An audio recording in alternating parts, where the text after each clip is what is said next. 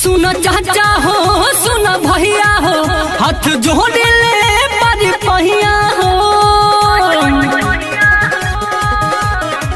सुन चाचा हो सुन भैया हो, हाथ जोड़ ले पर पहिया हो।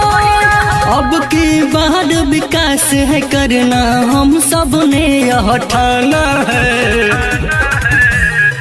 भारी मतों से विजयी बनाना है, मनीष भैया को जिताना है। भारी मतों से विजयी बनाना है, मनीष भैया को जिताना है। मनीष भैया जिंदाबाद जिंदाबाद जिंदाबाद। मनीष भैया जिंदाबाद। मौका न मिली दोबारा, भैया बने सब काल प्यारा।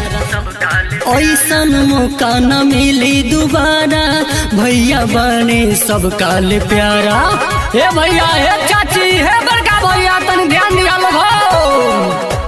बन के गरीबों का आए मसीहा, चोरी बेमानी मिटाना है। बन के गरीबों का आए मसीहा, चोरी बेमानी मिटाना है। भारी मतों से विजयी बनाना है, भारी मतों से विजयी बनाना है। मनीष भैया जी को जिताना है, भारी मतों से विजयी बनाना है। मनीष भैया जी को जिताना है, भारी मतों से विजयी बनाना है।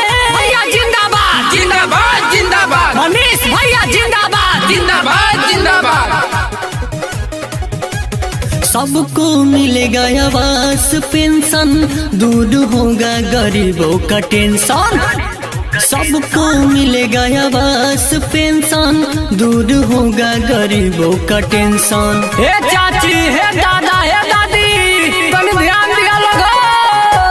सबको मिलेगा आवास पेंशन, दूर होगा गरीबों का टेंशन। से विजयी बनाना है, भारी मतों से विजयी बना